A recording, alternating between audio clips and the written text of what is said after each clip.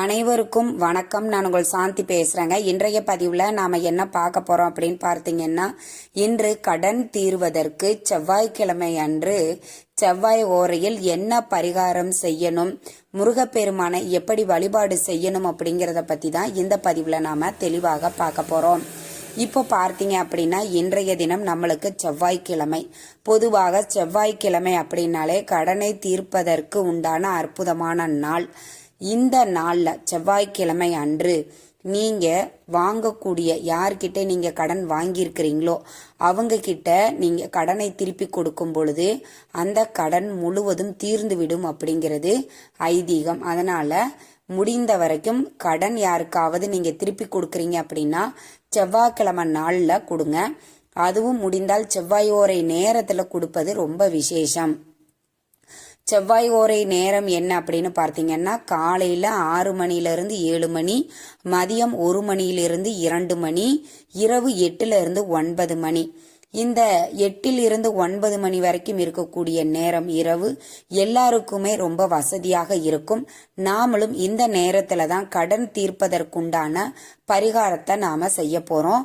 மாலை நேரத்துல முருகன் வழிபாடுகள் அனைத்தையும் நீங்க நிறைவு செய்த பிறகு இரவு நேரத்தில் வரக்கூடிய அந்த 8லிருந்து 9 மணி வரைக்கும் இருக்கக்கூடிய செவ்வாய் ஓரை நேரத்தில் இப்போ நான் சொல்லக்கூடிய இந்த எளிய பரிகாரத்தை செய்யுங்கள். எப்பேற்பட்ட கடனாக இருந்தாலும் தீர்ந்துவிடும். நம்மளுக்கு இதோட தேய்பிறை அஷ்டமி திதியும் நம்மளுக்கு ஆரம்பிக்கிறது. மாலை 6 மணி 49 நிமிடங்களுக்கு இந்த அஷ்டமி திதி ஆரம்பிக்குது. அப்போ நம்மளுக்கு இரவு 8லிருந்து 9 மணி வரைக்கும் இருக்கக்கூடிய செவ்வாய் ஓரை நேரத்துல அஷ்டமி திதியும் நம்மளுக்கு சேர்கிறது. இந்த பரிகாரம் செய்வதன் மூலமாக கடன் தீர்வதோடு உங்களுக்கு கண்ணுக்கு தெரிந்தோ தெரியாமலேயோ இருக்கக்கூடிய எதிரி தொல்லைகள் நீங்கும். நீங்க ஒரு பிசினஸ் பண்றீங்க அப்படின்னா அதுல உங்களுக்கு இவர் தான் அந்த தொல்லையை கொடுக்கறாருன்னு தெரியும். ஆனா அவர்கிட்ட போய் கேட்டா அதை ஒத்துக்க மாட்டாரு. நம்ம கிட்டையும் எந்த ப்ரூஃபும் கிடையாது, அவர் தான் செஞ்சாரு அப்படிங்கிறதுக்காக. அப்படியெல்லாம் நீங்க யாராவது கண்ணுக்கு தெரிந்தோ தெரியாமலோ எதிரிகளால கஷ்டப்பட்டுட்டு இருக்கிறீங்க அப்படின்னாலும் இந்த எளிய பரிகாரத்தை நீங்க செய்யுங்க. எதிரிகள் தொல்லைகள் நீங்கும். நம்மளுக்கு அஷ்டமியில தேய்பிறை அஷ்டமி ரொம்ப சிறப்பா நாம வழிபாடு செய்வோம். நம்முடைய கடன்களும் பிரச்சனைகளும் தீரணும் அப்படின்னா இரவு நேரத்தில் வரக்கூடிய இந்த செவ்வாய் ஓரை நேரத்தை யாருமே தவற விடாதீங்க. இப்போ நான் சொல்லக்கூடிய இந்த எளிய பரிகாரத்தை நீங்க செய்யுங்க. ஒரு மண் அகல் விளக்கு எடுத்துக்கோங்க. நீங்க ஏற்கனவே பயன்படுத்தின அகல் விளக்காக இருந்தாலும் பரவாயில்லை, இல்ல புதுசா வச்சிருக்கிறேன் நான் அதுல செய்யலாமான்னாலும் தாராளமாக செய்யலாம். இதற்கு தேவையான பொருட்கள் என்ன அப்படின்னு பார்த்தீங்கன்னா, மிளகு அப்படிங்கிறத 8 அப்படிங்கிற எண்ணிக்கையில நீங்க எடுத்துக்கணும். ஏன்னா தேய்பிறை அஷ்டமி அப்படிங்கறதுனால அந்த அஷ்டமி அப்படின்னாலே 8 அப்படிங்கறது அர்த்தம். அதனால 8 அப்படிங்கிற எண்ணிக்கையில நீங்க மிளகை கவுண்ட் பண்ணியே எடுத்து அந்த அகல் விளக்குல வச்சுக்கோங்க. அதற்கு அப்புறம் பார்த்தீங்கன்னா பச்சை கற்பூரம் இல்லைன்னா சாதாரண கற்பூரம் ஒரு 2-3 எடுத்து வச்சுக்கோங்க. 2-3 துண்டு இருந்தாலே போதுமானது. அதற்கு அப்புறம் பார்த்தீங்கன்னா பிரியாணி இலை. இந்த பிரியாணி இலையை வச்சு நம்மளுடைய சேனல்லையே நிறைய பதிவு கொடுத்துருக்கிறேன்.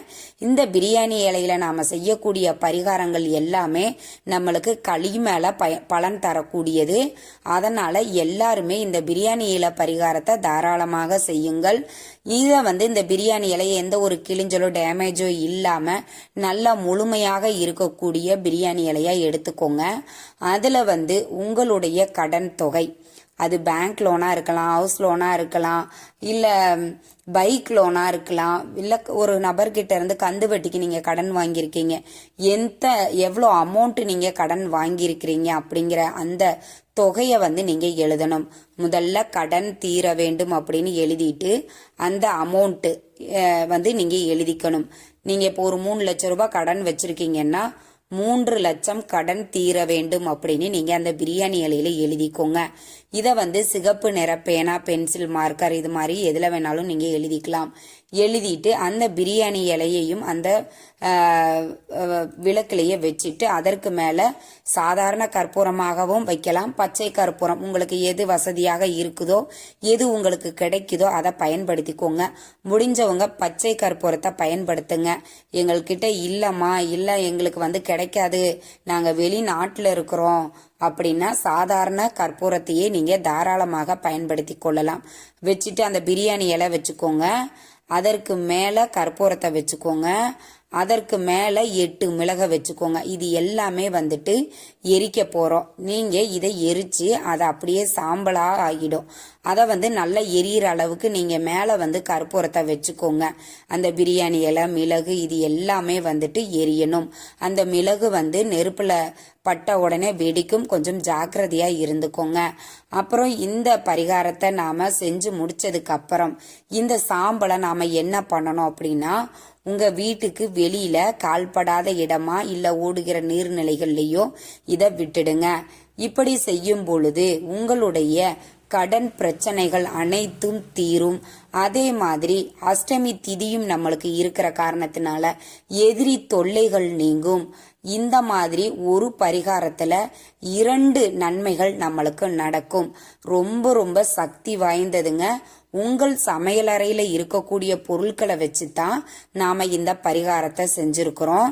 இது எல்லாராலையும் செய்ய முடியக்கூடிய ஒரு பரிகாரம் தான்.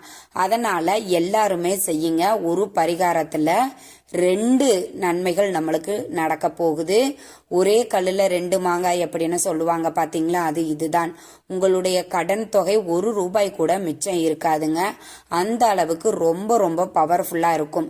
இந்த பரிகாரம் எப்படி வேலை செய்யும் அப்படின்னு பார்த்தீங்க அப்படின்னா, உங்களுக்கு இப்ப கடன் தொகை நீங்க எவ்வளவு அமௌண்ட்டோ அதை எழுதி நீங்க எரிச்சிருக்கீங்க இல்லைங்களா, அந்த தொகையை நீங்க கொடுக்கக்கூடிய திருப்பி நீங்க அந்த கடனை செலுத்தக்கூடிய வாய்ப்பையும் சூழ்நிலைகளையும் இந்த பரிகாரம் ஏற்படுத்தி கொடுக்கும்.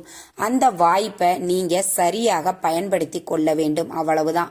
நம்மளுக்கு மிளகு எரிக்கிற காரணத்தினால எதிரி தொல்லைகள் நீங்கும். அக்கம் பக்கத்துல ரொம்ப தொந்தரவு பண்ணிட்டு இருக்கிறாங்க, இல்ல தொழில் செய்யக்கூடிய இடத்துல சும்மா நம்மளுக்கு டிஸ்டர்ப் பண்ணிக்கிட்டே இருக்கிறாங்க, எங்க தொழில தடை செஞ்சுக்கிட்டே இருக்காங்க, நாங்க ஏதாவது ஒரு பிசினஸ்ல அடுத்தது டெவலப் பண்ணலாம் அப்படின்னா அவங்க அதுக்கு இடையூறா இருக்கிறாங்க அப்படின்னு இது மாதிரி பிரச்சனைகள்ல நீங்க கஷ்டப்பட்டுட்டு இருந்தாலும் இந்த பரிகாரத்தை தாராளமாக செய்யுங்கள்.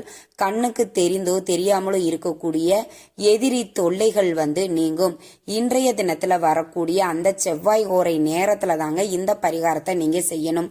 இரவு 8 மணிலிருந்து 9 மணி வரைக்கும் இருக்கக்கூடிய இந்த செவ்வாய் ஓரை நேரத்துல செய்யுங்க.